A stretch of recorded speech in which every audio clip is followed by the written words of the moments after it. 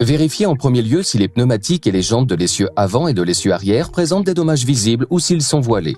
La profondeur des sculptures doit également être suffisante. Si les pneumatiques ou les roues sont endommagées, contrôlez la géométrie du train de roulement. Tenez compte des numéros de documents fournis.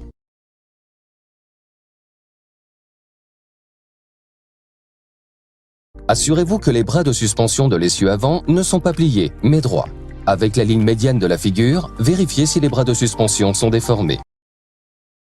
Vérifiez également si les soufflets en caoutchouc de l'articulation porteuse sont étanches ou endommagés, par exemple fissures ou sorties de graisse.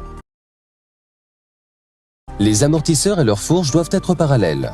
Vérifiez si le tube d'amortisseur et la fourche de fixation inférieure présentent des tassements, des déformations, des fuites. Vérifiez aussi que l'articulation de la jambe de suspension correspondante est intacte et s'appuie au centre du bras de suspension. Si l'amortisseur est en bon état, il est perpendiculaire à la liaison avec le bras de suspension. Vérifiez maintenant la fixation du tirant et du palier.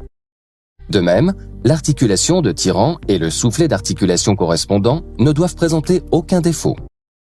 En appuyant et en tirant, vérifiez si la suspension de roue a du jeu. Ici, vérifiez si les fixations et les paliers sont endommagés ou usés.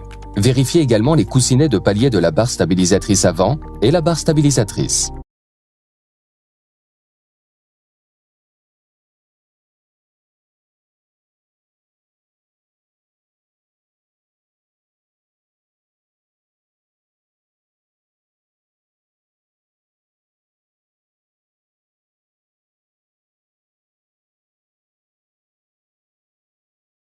Vérifiez si les barres d'accouplement sont pliées ou endommagées.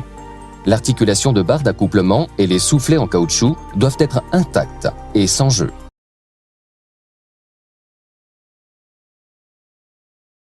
Examinez les amortisseurs et la fusée d'essieu pour détecter l'usure et les dommages éventuels. Vérifiez le bras transversal supérieur. Il ne doit présenter aucun dommage. Vérifiez aussi si l'articulation du bras transversal supérieur, le soufflet en caoutchouc et le palier en élastomère sont en bon état.